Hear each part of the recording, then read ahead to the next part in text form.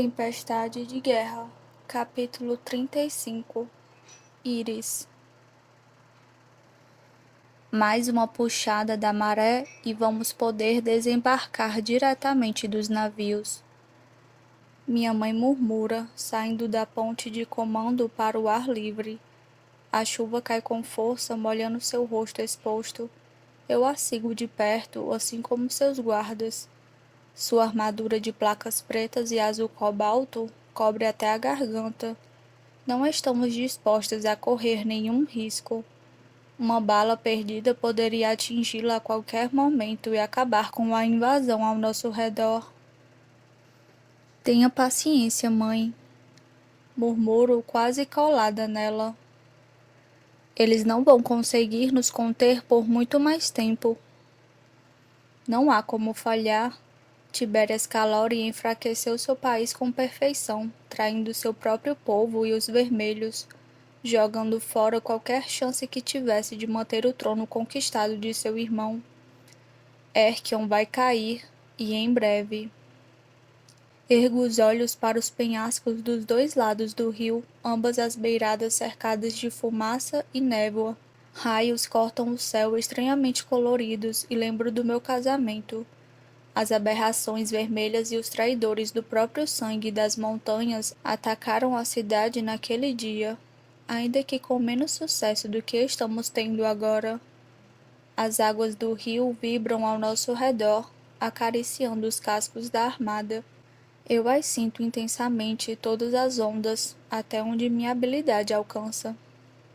A ponte destroçada de Erquion se projeta sobre nós, ainda desabando. Escombros caem inofensivos no rio. Ergo a mão para desviar um pedaço especialmente grande de concreto com uma onda crescente. Outro vem deslizando em seguida, caindo de um jeito estranho. Cintila parecendo metálico, lançando-se na direção do convés do navio. Meus dedos se movem no ar para erguer outra onda, mas minha mãe me pega pelo punho. Deixe cair, ela diz, os olhos cravados no vulto. Só percebo que é um corpo quando tomba no convés alguns metros à nossa frente, os membros mutilados e o crânio partido como um melão, derramando sangue prateado pelo convés. A armadura espelhada se estilhaça como os ossos, que viram pó com o impacto. O cadáver destruído é de um homem alto e mais velho, a julgar pelos restos de barba sob o rosto enrugado. A capa preta cobre o resto do corpo. O tecido é embanhado de prata, cores que reconheço.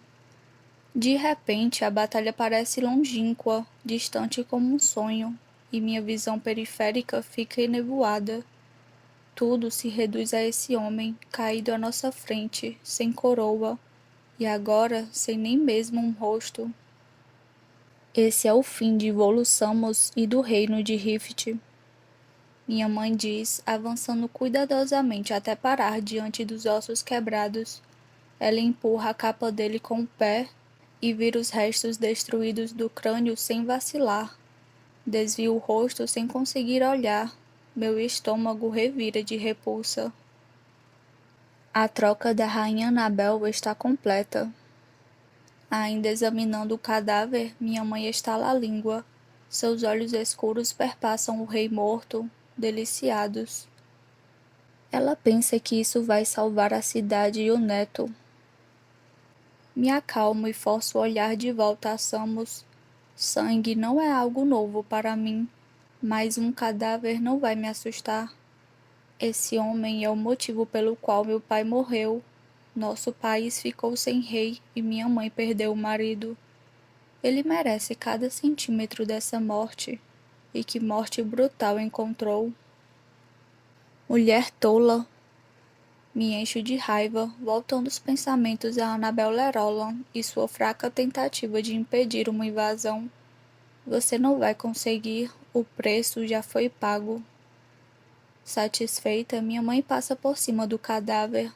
Ela faz um sinal com a mão e 2 de nossos guardas começam o processo macabro de tirar Samos do convés.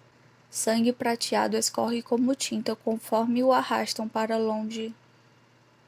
Somos todos tolos quando se trata das pessoas que amamos, minha querida. Minha mãe diz alegremente, entrelaçando as mãos diante do corpo. Sem parar de andar, ela olha para um de seus tenentes.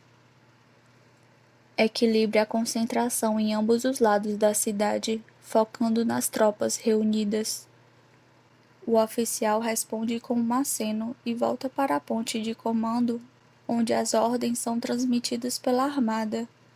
Tanto os navios de Lakeland como os de Piedmont obedecem, suas armas disparando salvas de tiro. Explosões e fumaça crepitam ao longo das margens, cortando as rochas dos penhascos e as estruturas da cidade. Depois de um momento, nossos inimigos contra-atacam, mas fracamente. A maior parte das balas ricocheteia no aço ou mergulha na água.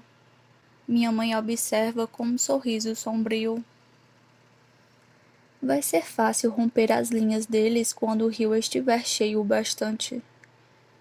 Ela está pensando nos milhares de soldados embaixo dos convéses, esperando para saltar de nossos navios e derrotar quem quer que encontrem pela frente.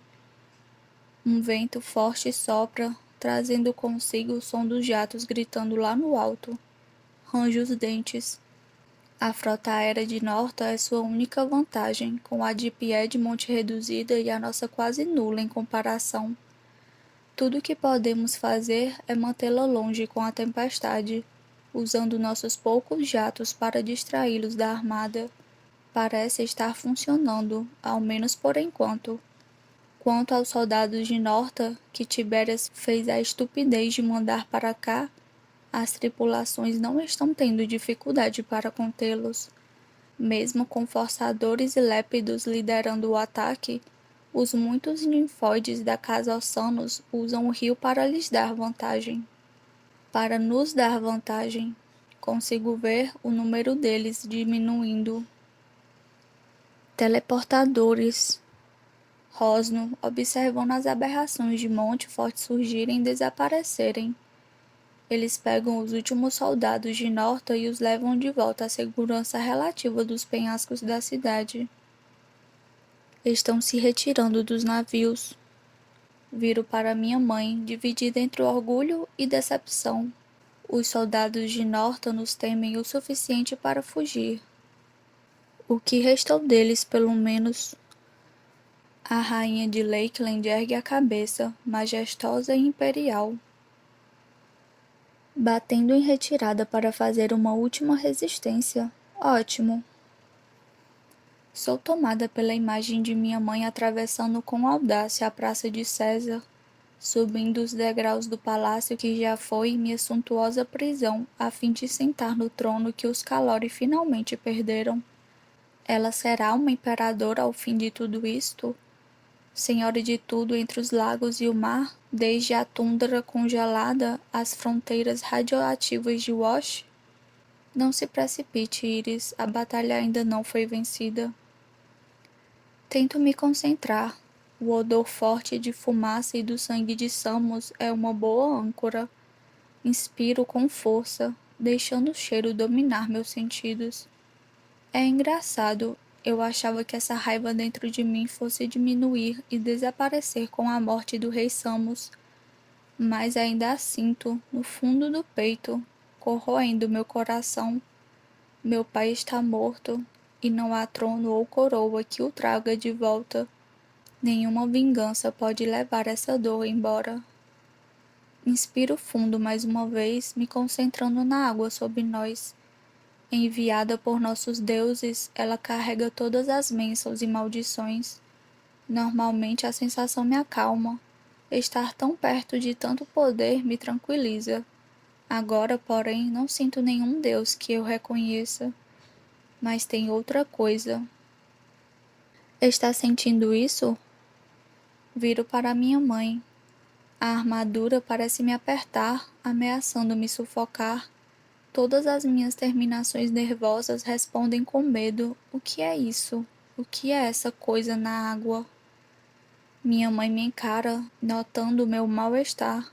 Seus olhos ficam vítreos enquanto estende sua habilidade, procurando pelas ondas aquilo que me deixou tão nervosa. Observo sem ar, esperando que me diga que não é nada, minha imaginação, confusão, um engano. Ela se inflama, estreitando os olhos. De repente, parece que estacas de gelo caem sobre minha pele e não gotas de chuva. Outra corrente? Ela murmura, estalando os dedos para um dos oficiais próximos. O traidor de Norta vem imediatamente, seu rosto retraído e pálido. Ainda parece pouco à vontade no uniforme azul de Lakeland. Ossanos! Ela grita para ele. Seus ninfóides estão puxando outra corrente? Ele balança a cabeça em negativa, curvando-se de forma considerável. Ossanos e sua família estendida não são tão talentosos quanto nós, mas são formidáveis à sua própria maneira, sem mencionar fundamentais para nossa campanha. Não sob minhas ordens, majestade. Mordo o lábio, ainda pensando naquela coisa colossal que atravessa a água. Tento empurrá-la, mas é simplesmente grande demais. Uma baleia? Murmuro, sem acreditar na minha própria sugestão. Minha mãe balança a cabeça, rangendo os dentes. É maior e mais pesado. Ela diz. E não é uma coisa só. Atrás de nós, os oficiais do navio se atrapalham na ponte de comando, reagindo a dezenas de alarmes e luzes subitamente piscando. O som me atinge como facas. Preparem-se para o impacto. Um deles grita, apontando para procurarmos abrigo. Minha mãe me segura, seu braço deslizando pela minha cintura para me manter próxima. Observo horrorizada, sentindo as correntes abaixo de nós enquanto algo misterioso se move pela armada. Talvez armas mecânicas de guerra de que nunca ouvimos falar. O primeiro impacto é bem no centro da nossa frota. Um encouraçado subitamente se inclina como um rangido de metal rompido. Uma explosão ocorre sob a linha da água, irrompendo num marco de espuma e estilhaços. Um navio de Piedmont pega fogo, seu armazém de pólvora obliterando metade da frente do casco. A rajada de calor parece uma queimadura, mas não consigo tirar os olhos, observando com um pavor horrorizado, enquanto o navio afunda em menos de 1 minuto, afogando sabem os deuses quantos dentro dele. Nosso navio almirante estremece sob nós, retinindo quando algo bate contra o casco sob a superfície. Empurre, Iris, empurre! Minha mãe ordena, me saltando para correr até a beira do navio. Ela se debruça com os braços estendidos, e as águas lá embaixo obedecem à sua vontade, correndo para trás em ondas. Faço o mesmo, deixando minha habilidade tomar conta. Pressiono e empurro, tentando afastar o que quer que esteja batendo contra o navio.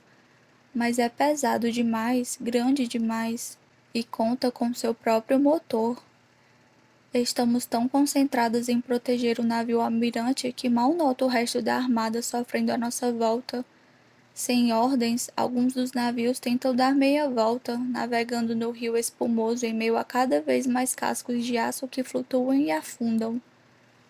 Suor escorre pela minha testa, juntando-se à chuva forte, e sinto o gosto de sal nos meus lábios. Arde me fazendo piscar e perder a concentração. Mãe! Consigo dizer. Ela não responde, suas mãos enfiadas na névoa como se pudesse erguer o armamento para fora da água.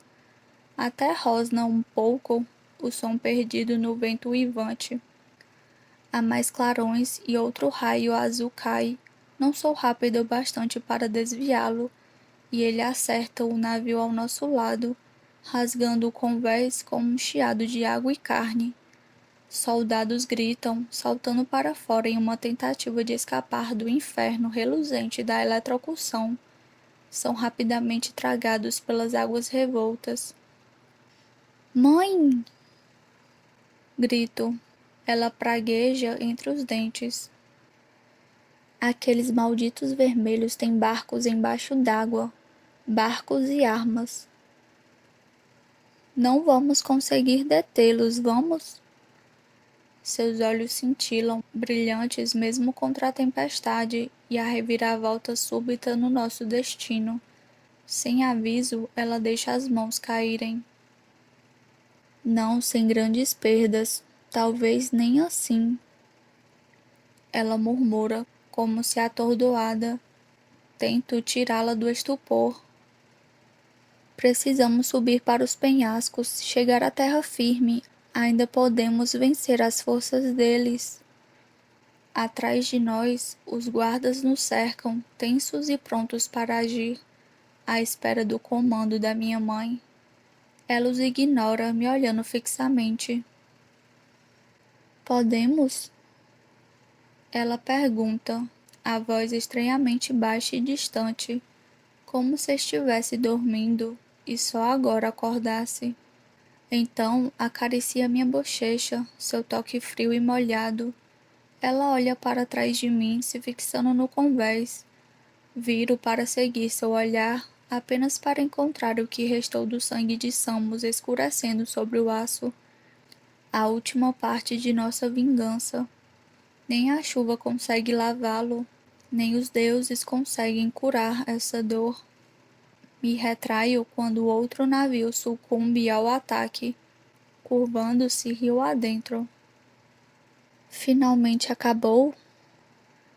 Penso em voz alta, seus dedos entrelaçam os meus. Nunca acaba de verdade. Ela murmura, apertando minha mão. Mas, por enquanto, vou me concentrar em tirar minha filha viva daqui.